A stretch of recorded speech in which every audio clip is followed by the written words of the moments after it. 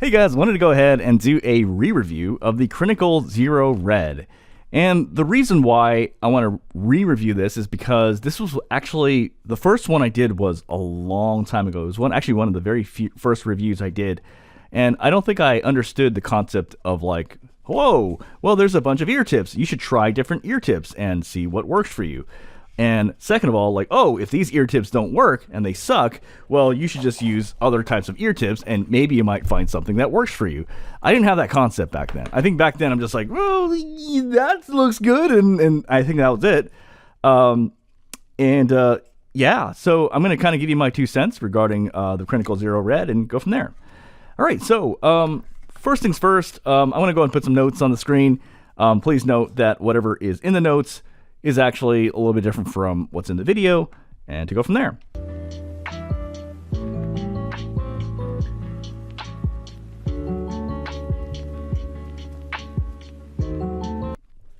Okay, so what are my overall thoughts regarding the Crinacle Zero Red?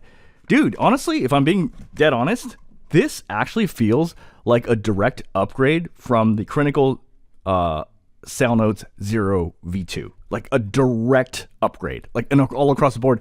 And like, if I could actually rewind back in time, sometimes you'll see these posts from folks on like IEM's Reddit, and they'll be like, what is an upgrade over the Sound Notes Zero V2? Because I think it's the best thing, better than, it's just as good as 400. I'm like, no. This is better. You don't need to spend that much more. Just this is it, and you can stop now, okay? It's literally, that's what it is. This is basically, to me, it sounds like a direct upgrade of the Sound Notes Zero V2, all across the board. Okay, so what is the tuning? Basically, it's kind of like, so it is slightly, I would say that the tone is actually a little bit more, well, actually, maybe that's not fair. No. I think I might be wrong. I might be unfair. And you know why? Well, no, it is an upgrade. It is an upgrade over the Sound Notes Zero V2, but it's not exactly the same tuning. This is like a V-shaped IEM tilted warm with thumping bass. Well, what the hell? Let me just go by category, right? So, all right. So first things first, when I did the ear tips, basically, I have a general sense that I just tried the large narrow bore because I know with my ears, I tend to gravitate towards large sizes and then go medium if it doesn't work out. But yeah, this sounded actually pretty good.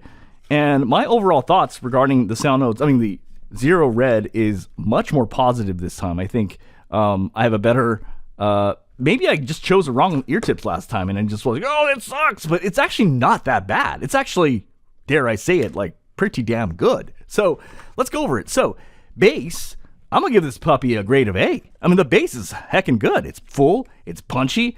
I kept writing down high confidence A. When I write high confidence A in my notes, that means in my mind, I'm like, for sure, this has got to be an A. Like, whereas sometimes when I waffle, I'm like, it could be between an A or B. No, this bass is kicking. This is really good bass.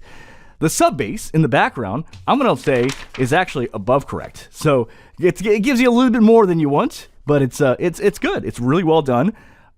It's elevated, but in a good way. Unlike, it doesn't feel like blubbery or anything. It's actually, the bass is good on here. It's actually one of its strengths for sure. Female vocals, I'm going to give it an A-.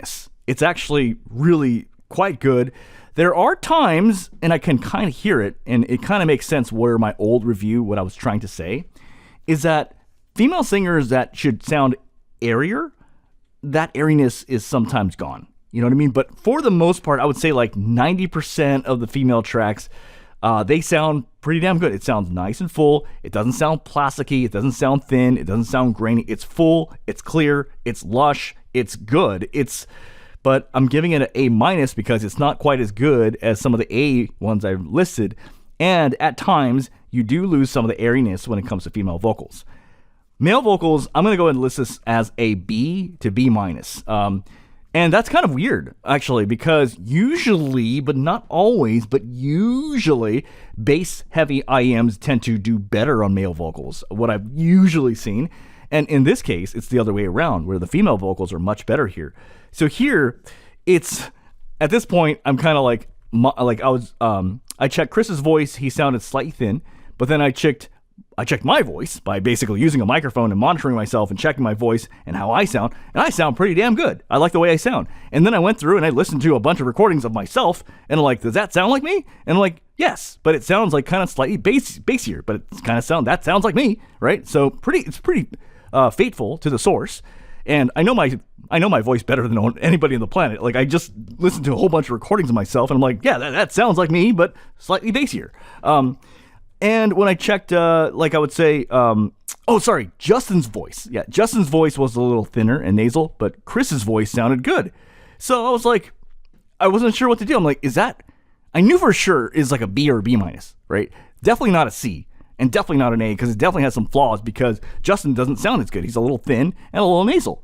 So I was like, I got to pull up an IEM that I gave a B before in male vocals, which is the Hexa. And I pulled up the Hexa and I popped it in. You know what the crazy thing is? When I heard this and I heard this side by side, I'm like, Justin sounds almost the same on both of these IEMs. Except the difference is, like, the instruments on the Hexa are like way, way harsher. You know what I mean? But like, you could literally swap that track and put it over there, and like it's really similar. So I was like, you know what? By virtue of tally, I'm gonna give male vocals between a B and a B minus, and that's what it is. Okay, harsh instruments. This shocked me, honestly, because typically most cranier stuff actually are pretty mellow when it comes to harsh instruments. But in this case, when the harsh instruments started coming in, what the hell? I'm not even showing the. Here it is. Is when the harsh instruments started coming in, basically it was very what's the word? It was harsh, so I had to lower the volume a bit, and but I only had to do it once. So that's that. Okay, what else is there? In terms of, I would say, vocal sibilance, I would actually give this basically at like low volume.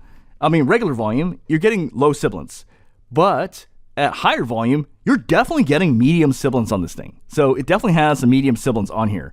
Edward Smith in particular gets very, very spicy, but I mean, he's one of the best test tracks for sibilance. Soundstage on here is good. That's what I kept writing. It's good. It's good. It's good. That's like a Zeos moment, but that's what it was. It's like, I can't describe it more than that. It's like, it's not great. It's good. Separation, actually, I was quite surprised. The separation on here is actually quite excellent. Basically, when I was listening to the Luna track where, they start singing in and the girl goes, ah, la, la, la, la, and then the bass goes, dun, dun, dun, dun, dun, and all the instruments go, it's like all at once. They're all separated. You could absolutely tell, like, it doesn't feel like a jumbled mess. Like, everything all comes in at once. So, excellent on separation. Comfort, honestly, I was shocked, because I remember thinking these were a little too big for my ears. You know what I think? I think it was too big for my ears at the time, but after a while, when your pain threshold goes up higher and higher and higher, then you come back and you're like, well, that's not that bad. But I think at the time I was like, oh God, these are so painful. But after like wearing like 50 painful IEMs and you come back to this, you're like, oh, this isn't that bad. Have you heard the gospel of these big sighs of the dusk? You know what I mean? Like, fuck that. You know what I mean? So it's not that bad. I'm not saying it's a Sennheiser IE200 in comfort. I'm saying it's not that bad, right? So that's my overall 2 cents regarding the Crinacle Zero Red re-review series.